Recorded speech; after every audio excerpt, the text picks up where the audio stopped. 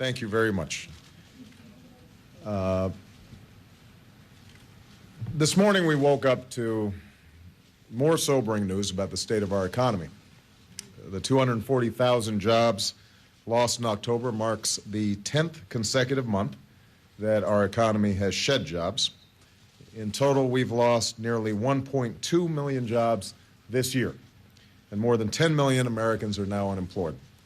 Tens of millions of families are struggling to figure out how to pay the bills and stay in their homes. Their stories are an urgent reminder that we are facing the greatest economic challenge of our lifetime, and we're going to have to act swiftly to resolve it. Now, the United States has only one government and one president at a time. And until January 20th of next year, that government is the current administration. I've spoken to President Bush. I appreciate his commitment to ensuring that his economic policy team keeps us fully informed as developments unfold. And I'm also thankful for his invitation to the White House. Immediately after I become president, I'm going to confront this economic crisis head on by taking all necessary steps to ease the credit crisis, help hardworking families, and restore growth and prosperity. This morning, I met with members of my Transition Economic Advisory Board, who are standing behind me alongside my Vice President-elect Joe Biden. They will help to guide the work of my transition team, working with Rahm Emanuel, my Chief of Staff, in developing a strong set of policies to respond to this crisis. We discussed in the earlier meeting several of the most immediate challenges facing our economy and key priorities on which to focus on in the days and weeks ahead. First of all, we need a rescue plan for the middle class that invests in immediate efforts to create jobs and provide relief to families that are watching their paychecks shrink and their life savings disappear. A particularly urgent priority is a further extension of unemployment insurance benefits for workers who cannot find work in the increasingly weak economy. A fiscal stimulus plan that will jumpstart economic growth is long overdue. I've talked about it throughout the last few months of the campaign. We should get it done. Second, we have to address the spreading impact of the financial crisis on the other sectors of our economy. Small businesses that are struggling to meet their payrolls and finance their holiday inventories, and state and municipal governments facing devastating budget cuts and tax increases. We must also remember that the financial crisis is increasingly global and requires a global response. The news coming out of the auto industry this week reminds us of the hardship it faces, hardship that goes far beyond individual auto companies to the countless suppliers, small businesses, and communities throughout our nation who depend on a vibrant American auto industry. The auto industry is the backbone of American manufacturing and a critical part of our attempt to reduce our dependence on foreign oil. I would like to see the administration do everything it can to accelerate the retooling assistance that Congress has already enacted. In addition, I've made it a high priority for my transition team to work on additional policy options to help the auto industry adjust, weather the financial crisis, and succeed in producing fuel-efficient cars here in the United States of America. And I was glad to be joined today by Governor Jennifer Granholm, who obviously has great knowledge and great interest on this issue. I've asked my team to explore what we can do under current law and whether additional legislation will be needed for this purpose. Third, we will review the implementation of this administration's financial program to ensure that the government's efforts are achieving their central goal of stabilizing financial markets while protecting taxpayers, helping homeowners, and not unduly rewarding the management of financial firms that are receiving government assistance. It is absolutely critical that the Treasury work closely with the FDIC, HUD, and other government agencies to use the substantial authority that they already have to help families avoid foreclosure and stay in their homes. Finally, as we monitor and address these immediate economic challenges, we will be moving forward in laying out a set of policies that will grow our middle class and strengthen our economy in the long term. We cannot afford to wait on moving forward on the key priorities that I identified during the campaign, including clean energy, health care, education, and tax relief for middle-class families. My transition team will be working on each of these priorities in the weeks ahead, and I intend to reconvene this advisory board to discuss the best ideas for responding to these immediate problems. Let me close by saying this. I do not underestimate the enormity of the task that lies ahead. We have taken some major action to date, and we will need further action during this transition and subsequent months. Some of the choices that we make are going to be difficult. And I have said before, and I will repeat again, it is not going to be quick, and it is not going to be easy for us to dig ourselves out of the hole that we are in. But America is a strong and resilient country, and I know we will succeed if we put aside partisanship and politics and work together as one nation. That's what I intend to do. With that, let me open it up for some questions, and I'm going to start right here with you, Nedra. Thank you, Mr. President-elect. I wonder what you think any president can accomplish during their first 100 days in office to turn the economy around. How far can you go, and what will be your priorities on day one? Well, I think that a new president can do an enormous amount to restore confidence, to move an agenda forward that speaks to the needs of the economy and the needs of middle-class families all across the country. I've outlined during the course of the campaign some critical issues that I intend to work on. We have a current financial crisis that is spilling out into the rest of the economy, and we have taken some action so far. More action is undoubtedly going to be needed. My transition team is going to be monitoring very closely what happens over the course of the next several months. The one thing I can say with certainty is that we are going to need to see a stimulus package passed, either before or after inauguration. We are going to have to focus on jobs because the hemorrhaging of jobs has an impact, obviously, on consumer confidence and the ability of people to buy goods and services, and can have enormous spillover effects.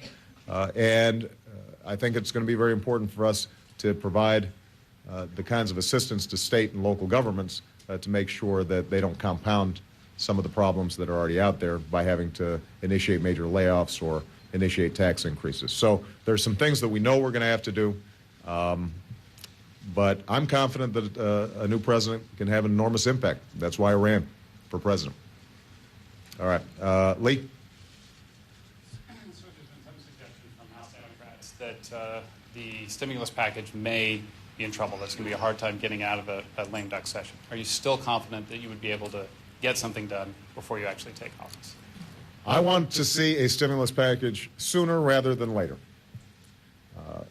If it does not get done in the lame duck session, it will be the first thing I get done as President of the United States. Jake? Senator, for the first time since the Iranian Revolution, the president of Iran sent a congratulations note to a new U.S. president. I'm wondering if, first of all, if you responded to President Ahmadinejad's note of congratulations, and second of all, and more importantly, how soon do you plan on sending low-level envoys to countries such as Iran, Syria, Venezuela, Cuba, to see if a presidential-level talk would be productive? I am aware that the letter was sent. Let me repeat what I stated during the course of the campaign. Iran's development of a nuclear weapon, I believe, is unacceptable. And we have to mount an international effort to prevent that from happening. Iran's support of terrorist organizations, I think, is something that has to cease. I will be reviewing the letter from President Ahmadinejad, and we will respond appropriately. It's only been 3 days since the election. Obviously, how we approach and deal with a country like Iran is not something that we should, simply do in a knee-jerk fashion. I think we've got to think it through. But I have to reiterate once again that we only have one president at a time, and I want to be very careful that we are sending the right signals to the world as a whole that I am not the president, and I won't be until January 20th. Let's see. Chip. Picking up what we were just talking about, you're meeting with President Bush on Monday. When he is still the decider, obviously, stating the obvious, when you disagree with decisions he makes, will you defer? Will you challenge? Will you confront? And if it becomes confrontational, could that rattle the markets even more? Well, President Bush graciously invited Michelle and I to meet with him and First Lady Laura Bush. We are gratified by the invitation. I'm sure that in addition to taking a tour of the White House, there's going to be a substantive conversation between myself and the president. I'm not going to anticipate problems. I'm going to go in there with a spirit of bipartisanship and a sense that both the president and various leaders in Congress all recognize the severity of the situation right now and want to get stuff done. And, you know, undoubtedly there may end up being differences between not just members of different parties, but between people within the same party.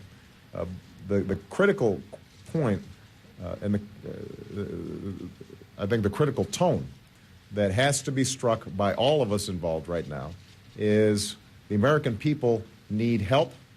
This economy is in bad shape, and we have just completed one of the longest election cycles in recorded history. Now is a good time for us to set politics aside for a while and think practically about what will actually work to move the economy forward, and it's in that spirit that I'll have the conversation with the president. Let's see. How about Karen? Thank you, Mr. President-elect. With the country facing 2 wars and a financial crisis, do you think it's important for you to move especially quickly to fill key cabinet posts such as Treasury Secretary and Secretary of State? When we have an announcement about cabinet appointments, we will make them. There is no doubt that I think people want to know who's going to make up our team. And I want to move with all deliberate haste, but I want to emphasize deliberate as well as haste. I'm proud of the choice I made of Vice President, partly because we did it right. I'm proud of the choice of Chief of Staff because we thought it through. And I think it's very important in all these key positions, both in the economic team and the national security team, to get it right and not to be so rushed that you end up making mistakes. I'm confident that we're going to have an outstanding team, and we will be rolling that out in subsequent weeks. Let's see. Where's John McCormick? Give a local hometown guy a little bit of time. To what extent are you planning to use your probably pretty great influence in determining the successor for your Senate seat, and what sort of criteria should the governor be looking at in filling that position? This is the governor's decision. It is not my decision. And I think that the criteria that I would have for my successor would be the same criteria that I'd have if I were a voter. Somebody who is capable, somebody who is passionate about helping working families in Illinois meet their dreams. And I think there are going to be a lot of good choices out there. But it is the governor's decision to make, not mine. Lynn, Sweet. What happened to your arm, Lynn? I cracked my shoulder running to your speech on election night. Oh, no. I fell and tripped. I think that was the only major incident during the entire Grant Park celebration. Here's my question. I'm wondering what you're doing to get ready. Have you spoke to any living ex-presidents, what books you might be reading? Everyone wants to know what kind of dog are you going to buy for your girls? Have you decided on a private or public school for your daughters? Let me list those off. In terms of speaking to former presidents, I've spoken to all of them that are living. Obviously, President Clinton. I didn't want to get into a Nancy Reagan thing about doing any seances. I have reread some of Lincoln's writings, who's always an extraordinary inspiration. And by the way, President Carter, President Bush Sr., as well as the current president, have all been very gracious and offered to provide any help that they can in this transition process. With respect to the dog, this is a major issue. I think it's generated more interest on our website than just about anything. We have two criteria that have to be reconciled. One is that Malia is allergic, so it has to be hypoallergenic. There are a number of breeds that are hypoallergenic. On the other hand, our preference would be to get a shelter dog, but obviously a lot of shelter dogs are mutts like me. So whether we're going to be able to balance those two things, I think, is a pressing issue on the Obama household. And with respect to schools, Michelle will be scouting out some schools. We'll be making a decision about that in the future. Okay, Candy, down here.